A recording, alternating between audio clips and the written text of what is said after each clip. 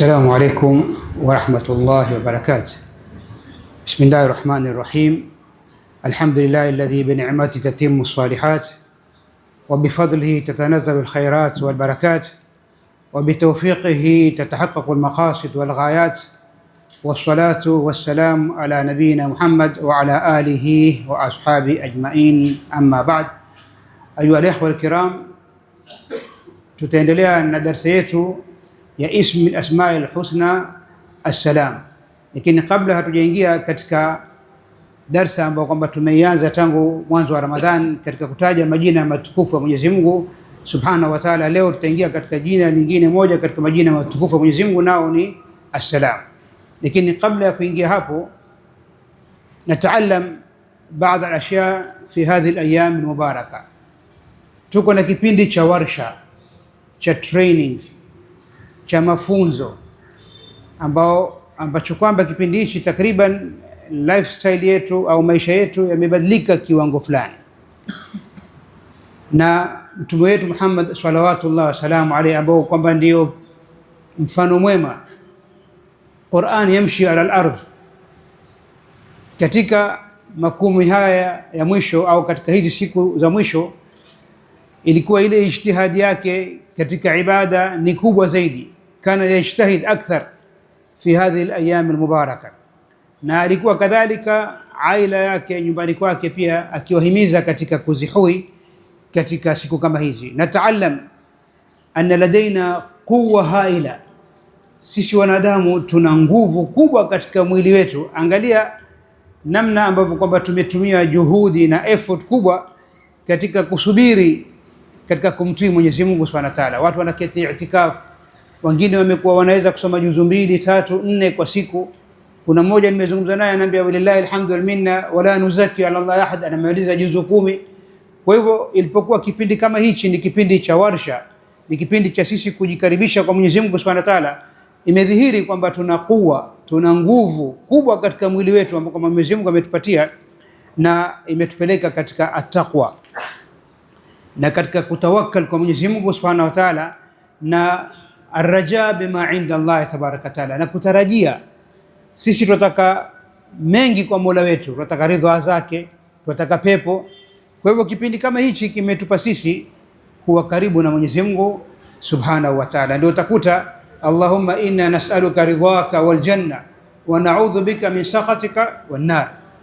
Tunamwomba Mwenyezi Mungu aturuzuku ridha yake na pepo yake, na tujilinda na ghadhabu zake na hasira zake, na atuepushie na moto. Kwa hivyo kipindi hichi ambapo kwamba sisi tuko nacho kinatusaidia sana. Akhi al-aziz, kuna baadhi ya amal chache lakini malipo yake ni makubwa, kama hii Lailatul Qadr, khairun min 1000 shahr, usiku mmoja ambao kwamba usiku huo ni bora kushinda 1000 shahr, miezi 1000. Kwa hivyo ni sisi kujitahidi, na kama ilivyopokewa katika riwaya, mtume wetu Muhammad sallam alikuwa yajulishwa ule usiku wenye cheo ni upi, akatoka kuja kuwajulisha maswahaba ili kutoa shaka ni siku gani. Je, ni 21, 23, 25, 27? Lakini akakuta kuna watu walikuwa wanateta wawili, kulingana na kwamba wale watu walikuwa wanateta. Riwaya inasema unsitu au nasitu, yani ikawa ni sababu ya kutoeleza, na pia hii kutoeleza ni usiku gani ule wenye cheo ambao kwamba ni Qur'ani ilipoteremshwa. Ikawa sisi tutakuwa ni wenye kujitahidi katika masiku yote haya, tutakuwa ni wenye kutumia nafasi hii ya kila usiku. Wewe utafanya bidii katika Lailatul Qadr ikupate wewe katika hali mzuri. Hapa pia katika faida nyingine au kukumbushana ni kwamba kuna ibada ambazo kwamba malipo yake ni makubwa. Kwa mfano rak'atul fajr khairun min ad-dunya wama fiha, ukafanya bidii ukapata zile qablia rak'ateni, ni bora kushinda dunia wama fiha. Angalia wangapi sisi tuwapoteza nafasi kama hii. Wengine hufika msikitini mapema alfajiri, wasiswali rak'ateni, wakakaa kule nyuma, filhali kuna nafasi huko mbele. Sisi kama wanadamu tusipoteze fursa hii. Safu al-awwal ina daraja. Kwa hivyo ikiwa mtu unkuja na una nafasi ya kuswali zile rak'ataini, usiate nafasi kama ile. Khairu min ad-dunya, angalia wewe enda mbio mchana usiku, lakini wewe ukiswali rak'ataini hizi kabla al-fajr, angalia malipo ambayo ni makubwa utakaokuwa umeyapata. Ayuha al-kiram, utakuta kutiba alaykumus siyam kama kutiba alladhina min qablikum la'allakum tattaqun. Wengi wanaona kwamba taqwa ni makhafatullah, yani umuogope Mwenyezi Mungu, bali kuna mufassirina wengine wanasema ni wewe wachukua kinga ya kujilinda wewe katika kumwasi Mwenyezi Mungu, ili ufanye yale ambayo kwamba umeamrishwa na Mwenyezi Mungu. Kwa mfano, kuna electrician anatengeza mambo ya umeme, arakibisha mambo ya wiring na nini, utamkuta ana ile tester ya kuangalia hapa umeme huko au hakuna, nisije nikapigwa shoti. Hata kile chombo cha msaidia yeye asije akapigwa shoti. Ni kama wenye kujenga anavaa helmet, mwenye kupeleka motorbike anavaa helmet, ili akianguka au akiangukiwa na kitu asiumie. Kadhalika taqwa ndicho kitu cha kukusaidia wewe usiingie katika kufanya maasi, usiingie katika kumuasi Mwenyezi Mungu Subhanahu wa Ta'ala, ndio la'allakum tattaqun. Tumekuwa na hayat alqulub, hichi kipindi ambacho kama sisi tunazunguka nacho, nyoyo zetu zimekuwa na utulivu na wakati na Mwenyezi Mungu Subhanahu wa Ta'ala, tumekuwa na maisha ya moyo, na ni wazi kwamba sisi tumeumbwa kwa vitu viwili, udongo na roho, na zote zahitaji. Mwili unahitaji kula, unahitaji kulala. Tunafanana na wanyama. Wanyama wanahitaji kula, wanahitaji kulala, wanahitaji kuzaa. Haya mambo wana shahawati. Na sisi kama wanadamu tunakula, tumetokana na udongo, tuna mutatalabat za kurudi katika ule udongo ambao kwamba al-asli tumetoka pale. Minha khalaqnakum wa fiha nu'idukum wa minha nukhrijukum taratan ukhra. Kwa hivyo ile mutatalabat ya ule udongo ndio kama hivi, tunafanana na wanyama, lakini tuna mtume aliyekuja kutufundisha, tuna Qur'ani ya kutuongoza, tuna na akili ambayo kwamba imepewa taklifu. Sasa hayatul qulub, ile roho yataka chakula chake, yataka kushibishwa, na kinachoshibisha roho ni maneno ya Mwenyezi Mungu. Ala bi dhikrillahi tatma'innul qulub. Kutokana na maneno matukufu ya Mwenyezi Mungu, kutokana na kitabu cha Mwenyezi Mungu, kutokana na adhkar za kukulinda wewe, inakuwa wewe unapata kujilinda. Angalia kadhalika, uko na shahwa kama mwanadamu. Mwanamke ana shahwa, anahitaji kuwa ana umuma, anatamani kuwa mama. Kuna mwanamke akimwona mwanamke mwingine amebeba watoto, amebeba mimba, ananyonyesha, anatamani naye atashika mimba. Kadhalika na wewe unatamani kuwa na kazi, uwe na pato, unatamani uwe na gari, unatamani uwe na nyumba, unatamani uwe na mke. Una shahwa ambazo kwamba zimejengewa. Zuyina linnasi hubbu shahawati minan nisai wal banina, ni vitu vimejengewa na Mwenyezi Mungu, viko ndani yako. Lakini kisha katika kule kuoa, itakuwa zile shahwa zako unapata pahali pa kuziweka na kujilinda, sababu zile shahwa ziko kwa mwanamke na kwa mwanaume, lakini tumewekewa maadili na mikakati ya kuweza kuzitekeleza hizi shahwa zetu kwa njia nzuri. Hii ni rehma ya dini yetu tukufu. Ndio wewe ukioa umejihifadhi nafsi yako, umemhifadhi na yule ambaye kwamba umetangamana naye. Kwa hivyo alhamdulillah, ni jambo muhimu sana kuangalia neema ambayo kwamba sisi tuko nayo katika dini yetu. Moja katika faida ya saumu, na ndio tukimaliza Ramadhani kwenye 6 min Shawwal, kisha yaumul ithnin, yaumul khamis, ayyamul bidh. Jaribuni, ikiwa mwili wako waweza siyam, usiate baada ya kumaliza Ramadhani, kwa sababu man kana ya'budu Allah fa inna Allah hayyun la yamut. Mwenyezi Mungu yuko Ramadhani na yuko baada Ramadhani, na hii saumu inakusaidia wewe kuboresha, inakusaidia wewe kujenga immune system yako. Unakuwa wewe unaweza kutokana na hii saumu ukajilinda na shahawati, ukajilinda na shubhati, kwa sababu ukitaka kufanya jambo utakumbuka, mimi nafunga, nsije nikamtukana, nsije nikamsomea, asije tukapigana. Sasa kutokana na hii warsha, kutokana na hii siyam, inakufanya wewe unajilinda na una reform, na ndio utakuta ukifata yale mafunzo matukufu ya dini yetu, na huu mwezi mtukufu wa Ramadhani ukawa utafata yale maamrisho, ukawa huto ibatilisha ile saumu yako, utakuta wewe ukimaliza mwezi wa Ramadhani utakuta una fixed deposit, una akiba kubwa ya takwa. Imani inazidi na inapungua. Inazidi kwa kufanya mambo mema, kwa kutangamana na watu wazuri, na inapungua kwa kufanya maasiya na kutangamana na watu wabaya. Ilipokuwa sasa takwa ndicho kitu ambacho kwamba chatusaidia sisi kutulinda, na sio kumwogopa Mwenyezi Mungu tu, bali Mwenyezi Mungu ataka tumpende. Wa rabbun ghafur, rabbun rahim, ambao kwamba wewe ukifanya dhambi namna zikawa kubwa namna gani, ukirudi kwa Mwenyezi Mungu taiban nadiman, ilhali umetubu umerudi, Mwenyezi Mungu anafurahi, anafurahi wewe ukifanya tauba. Kwa hivyo sisi kama wanadamu tumeumbwa na tunafanya makosa, na ilipokuwa sisi tumewekewa mlango wa tauba ni kujitahidi sana. Sasa hii siyam inakupa wewe kujenga mahusiano makubwa na Mwenyezi Mungu Subhanahu wa Ta'ala. Unajikuta wewe kiwango fulani umejengeka kiimani, na ndio ukimaliza mwezi mtukufu huu wa Ramadhani unakuta umeshakuwa na vitu fulani ambavyo kwamba umeweza kuvipata katika kipindi kama hichi.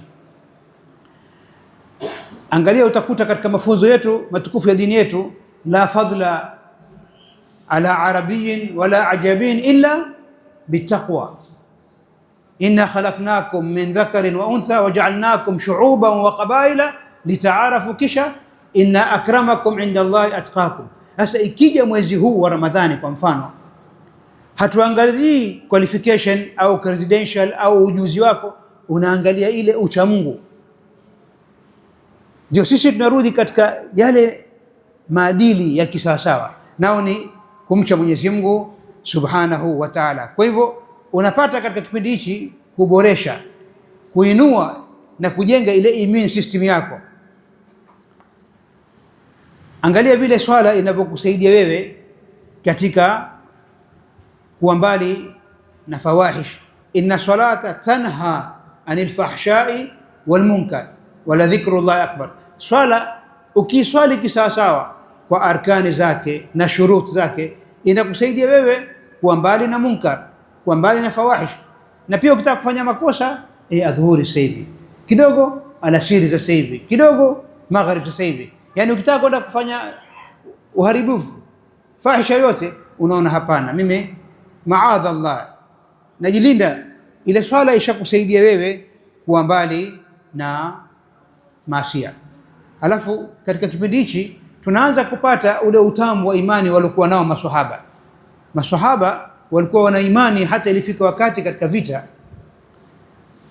huyu amejeruhiwa na yule amejeruhiwa na yule amejeruhiwa, anakuja yule mwenye kuwapatia maji na kuwasaidia kama first aid, anampa huyu maji, huyu anamsikia yule anapiga kelele na vitunu, kama ataka achukua yale maji, amwambia usinipe mimi, nenda kampelekea yule, usimpe mimi, nenda kampelekea yule. Unakuta wawili au watatu wamerudi kufa, filhali wote walikuwa wanahitaji maji, walikuwa wana ile inaitwa al-ithar, yani kumfadhilisha mwenzako zaidi kushinda wewe. Sasa ilipokuja Ramadhani, watu wanafungua mwadhini pamoja, wanafuturu pamoja, mara unampa ule mwenyewe tende, huyu anakupa wewe hichi, kunakuwa na ushirikiano. Na haya ndio baadhi ya maadili dini yetu inkuja kutufundisha. Ilipokuwa maasiya ni kitu kibaya, tunarudi kidogo kwa dakika chache kumwangalia Imamu Shafi rahimahullah. Imamu Shafi alikuwa ana akili kali sana. Wengine wanasema alikuwa na photographic mind, yani kama anafanya photocopy. Akiona kitabu hichi ni kama ashafanya photocopy, ashakihifadhi. Na alipoanza kuinukia kwake, alioinukia yeye ni mshairi, na ndio utakuta katika fani ya ushairi Imamu Shafi alikuwa ana diwani ya Imamu Shafi. na ina faida nyingi na masomo mengi, namna ya kutangamana na watu. Waashir bima'rufin wa samih man i'tada wa fariq walakin billati ahsan. Sasa akapata mtu katika kutangamana naye akamwambia, akili yako hiyo badala ya kuipeleka kwenye ushairi, kwa nini huingii kadhalika katika masala ya fiqh? Ndio Imamu Shafi naye akaingia katika kusoma fiqh na ahadith zaidi. Wakati mmoja mwalimu wake akiitwa Waki', mmoja katika walimu zake alikuwa akiitwa Waki', akaenda akamshtakia. Angalia mashairi yanasemaje: shakautu ila Waki', Waki' ni mwalimu wake. Shakautu ila Waki' su'a hifdhi fa arshadani ila tarki al-ma'asi wa akhbarani anna al-ilma nurun wa nuru Allah la yuhda li'asi. Alikuwa akijaribu kusoma haziingii, na yeye alikuwa na ile mind kama nilivyozungumza, photographic mind, kama ashapiga picha. Akaenda akamshtakia mwalimu wake, akamwambia naona hifadhi yangu imeshuka. Yule mwalimu wake akamwambia, itakuwa umefanya kitu ambacho kwamba hakifai cha maasiya. Akasema, ni kweli niliona kishigino cha mwanamke na sio kifua wala kiuno, mahtirami liljamii, lakini kishigino, sehemu ya guu, kwa sababu ya maasiya yale aliyoona. Aliporudi ile hifadhi ikapungua, ikawa hakuna. Ndio akaenda akamwambia mwalimu wake, shakautu ila Waki'a su'a hifdhi fa arshadani ila tarki al-ma'asi, na maasi yenyewe ni kuona guu peke yake. Wa akhbarani anna al-ilma nurun wa nuru Allah la yuhda li'asi. Kwa hivyo kitabu hichi ambapo kwamba ni muujiza, wengine wanasema hii ni hazina, hazina isiyokwisha. Hazina ni treasury, yani wewe una kila siku ukisoma Qur'ani, Mwenyezi Mungu anakupa ufahamu mpya. Unakuta wewe kama huelewi au hujui, unakuta kama laiti maisha yangu yote itakuwa ni usomi. Ndio kuna wasomi wengine walikuwa wakigawanya usomi wao masaa 16, yeye ni kusoma tu, mpaka kama Jarir na wengine ilikuwa ukifika katika ile chumba chake kunjaa vitabu. Leo art kama hii au fan kama hii imepungua sana. Usomi umekuwa mchache sana, na ni ibada kubwa sana sisi kusoma tukaweza kumjua Mwenyezi Mungu, tupate kumwabudu ala ilm wa ala basira. Mwenyezi Mungu ataka kuabudiwa, lakini ukimsoma ukaijua dini yako utaweza kumwabudu Mwenyezi Mungu kwa hali nzuri zaidi, na utapata ladha taa. Hii taa ina ladha, ina utamu ambao kwamba hauna mfano, lakini hii ladha itakuja itakapokuwa wewe umemsoma Mwenyezi Mungu Subhanahu wa Ta'ala. Kisha wa fawqa kulli dhi ilmin alim, kila ukisoma wajikuta kama wewe kuna usomi mkubwa zaidi ambao kwamba upo na unapata ladha katika kule kusoma. Kwa hivyo hii ni hazina isiyokoma. Maashara alhadhirin, tukiingia katika muda uliobakia katika ismi min asma'illahi alhusna, nao ni assalam. Tulizungumza huku nyuma almalik, alquddus, leo tutachukua assalam. Mwenyezi Mungu ana majina matukufu, walillahi alasmaul husna fad'uuhu biha. Ataka sisi tumuombe kwa kutumia majina haya. Haya majina ukiyafahamu ukubwa wake na uzito wake, yana athar, yana matokeo, yana natija, na natija yake utakuta wewe umemjua Mwenyezi Mungu, una qanaa na Mwenyezi Mungu, umetosheka na Mwenyezi Mungu, unahisi maisha yako yote wanamhitaji Mwenyezi Mungu Subhanahu wa Ta'ala. Allahu salimun min kulli naqsin la fi alhadir wala fi almadhi wala fi almustaqbal. Mwenyezi Mungu amesalimika na upungufu wowote na aibu yoyote na kasoro yote, hakuwa nayo huku nyuma wala hako nayo leo wala hatakuwa nayo kesho. Mimi nahitaji mke, wewe wahitaji mke, mke hahitaji mume, wewe watamani watoto, wewe watamani mali, wewe watamani kula, watamani kulala. Kama mwanadamu una mahitaji wayataka, lakini Mwenyezi Mungu amesalimika, hamuhitaji mtu yeye. Lam yalid wa lam yulad wa lam yakun lahu kufuwan ahad. Mwenyezi Mungu Subhanahu wa Ta'ala amejalia sisi mamkuzi yetu tukionana assalamu alaikum, assalamu alaikum, mamkuzi mema hapa duniani na ni mamkuzi mwema kesho peponi. Kwa hivyo assalam ni moja katika majina matukufu ya Mwenyezi Mungu Subhanahu wa Ta'ala. Utakuta Mwenyezi Mungu amewahifadhi mitume wake, inna lanansuru rusulana walladhina amanu fil hayati dunya wa yawma yaqumu al-ashhad. Mitume wake na watu wote wenye kusimama na kamba ya Mwenyezi Mungu na maamrisho ya Mwenyezi Mungu, Mwenyezi Mungu atawalinda na atawahifadhi. Kwa hivyo yeye ndio mwenye kumsalim mwanadamu kwa yoyote ambao kama ni maovu yatakao kwenda kumfika.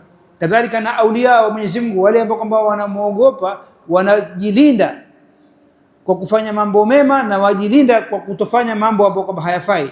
Kwa haya sasa pana shara Allah tabaraka taala kanuni salam. Kuna kanuni, ni kama sisi katika maisha kuna kanuni za barabara, traffic regulation. Ikitoka red light usipite. Kuna roundabout, traffic za upande huu katika miji mingine, traffic za upande huu katika miji mingine. Unazingatia mambo kama haya.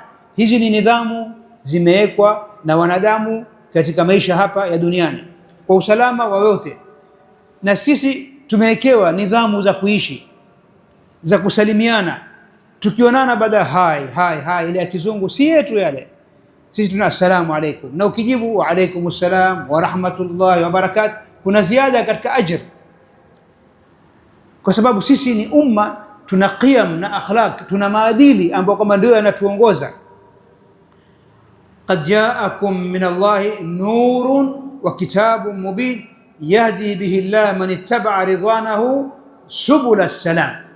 Qad jaakum, imewajia nyinyi kutokana kwa Mwenyezi Mungu nuru ya Qur'ani, nuru ya mtume wetu Muhammad sallallahu alaihi wasallam iliyo wazi ambayo haina shaka.